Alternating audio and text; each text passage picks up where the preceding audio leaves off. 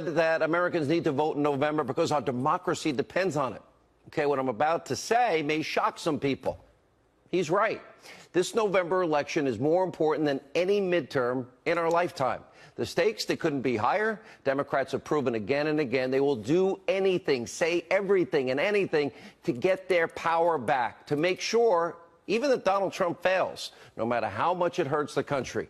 We cannot let this happen. Now, today, President Obama tried to actually take credit for the economic successes we're now seeing. It's not true, but we'll show it to you. When you hear how great the economy is doing right now, let's just remember when this recovery started.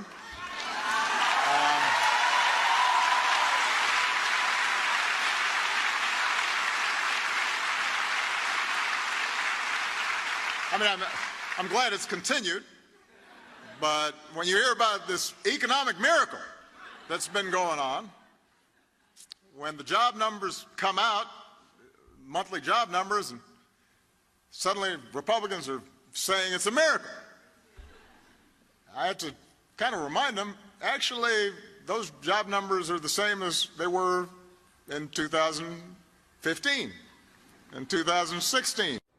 Actually, fake news. You didn't build that. Now, let's remind Obama about the economy left. Remember, under his watch, 95 million Americans out of the labor force. Thanks to President Obama's stellar leadership, we had the lowest labor participation rate since the 70s. We now have the highest. We had the lowest home ownership rate in 51 years. Obama.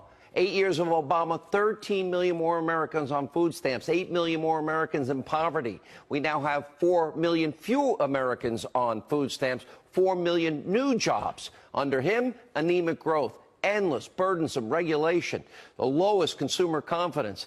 That was the Obama economy, and he took on more debt than every other president before him combined. He can spin it any way he wants, but we, the American people, are smart enough not to believe the fake news that he was trying to feed us today. Now, President Trump actually responded to Obama's outrageous claim as he tried to claim victory when he was a failure. Watch. I think he was trying to take some credit. He was trying to take credit for this incredible thing that's happening to our country. If the Democrats got in, I have to say this to President Obama, and it wasn't him, but would have been the same thing. If the Democrats got in with their agenda in November of almost 2 years ago, instead of having 4.2 up, I believe, honestly, you'd have 4.2 down. You'd be negative. You'd be in negative numbers right now. You'd be in negative numbers. The Atlanta Fed right now is predicting 4.7% GDP growth for the third quarter. Obama also took shots at the president's foreign policy while ignoring his own blunders during his tenure in the White House. Let's see, Iran, and I'll have more flexibility. Tell Putin. Take a look. They're undermining our alliances, cozying up to Russia. What happened to the Republican Party?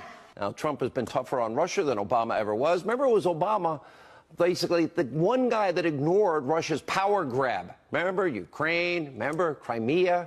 It was Obama who allowed Russia to prop up Assad, the Syrian dictator, gassing his own people. Obama gave Clinton the reset button, how dumb that was. Remember, he was promising, I'll have more flexibility after the election. Tell Vladimir. I wanted to present you with a little gift which represents what President Obama and Vice President Biden and I have been saying, and that is we want to reset our relationship. And let's do it together. So we will do it together, okay? This is my last election. Yeah. After my election, I have more flexibility. Yeah, I understand. I transmit this information to Vladimir. $150 billion.